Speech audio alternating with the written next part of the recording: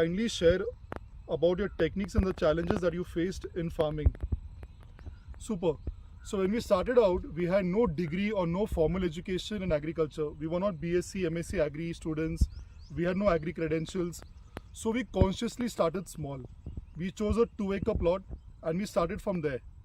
Our learnings developed in a twofold strategy. One was, reading all books about organic farming. It could be the One Straw Revolution. It could be the other books out there. And what was more important was visiting farmers. We visited a lot of farmers across Maharashtra, Karnataka, across Gujarat, went, sat on their farms, spoke with them firsthand, saw the crops they were growing, and understood why they were doing what they were doing and how they were doing it. Through which we were able to boil down to 5 practices or 5 techniques, as you may call it. The number one most important thing we thought was the seed. The selection of the seed that you use for your crop, for your fruit, vegetable, whatever it is. That needs to be indigenous. Almost 50 to 60% of your problems with disease management, with insect management is solved if you've got the seed variety right. We chose not to use the hybrid, not to use the advanced varieties, and to use the old indigenous varieties of seeds. That was the first technique, to get the seed right. The second technique was to use cows. The soil, we understood as farmers, over a period of time, the one thing you're developing is soil. It's not about which crop you're growing today, and the crop could change with the season. On a longer term basis, it's the soil you're making fertile. So as a farmer, on a long term basis, you're making your soils more fertile. And now soils are all about soil biology, soil microbiology. And the one way we concluded with our studies is that to use the indigenous cows, cow dung and the cow urine for farming. So after getting the seed right, we thought for the soil the next best application was using cow dung and cow urine.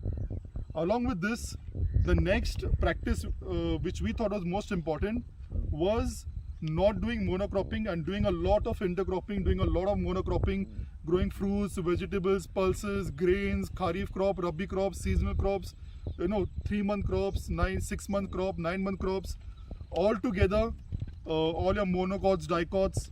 So just let me show you.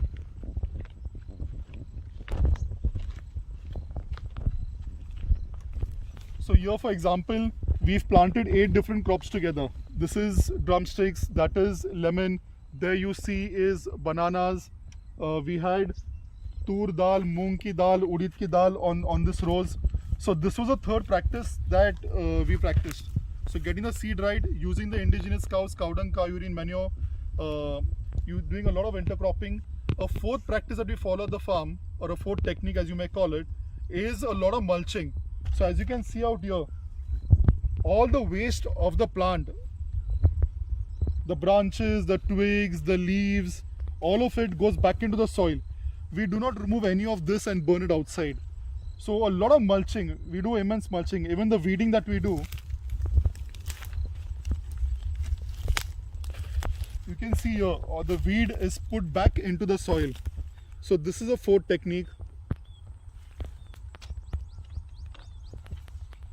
A fifth technique that we do is planting wind barriers across the farms. So on that end of the farm we have bamboos, on this end we have Australian pine trees.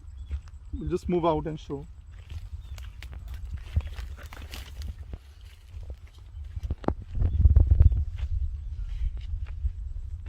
So as you can see along this border, we've planted Australian pine trees. These work as wind barriers.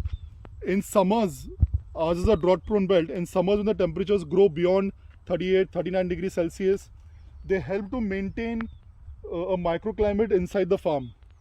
So I would sum it up by saying it's these 5 techniques. One is getting the seed right. Second is using indigenous cows, cow dung, cow urine as manure. Third is a lot of mulching. Fourth is a lot of intercropping. And fifth is wind barrier trees. Now the deeper you get in this, there's no end to it. But macro is these.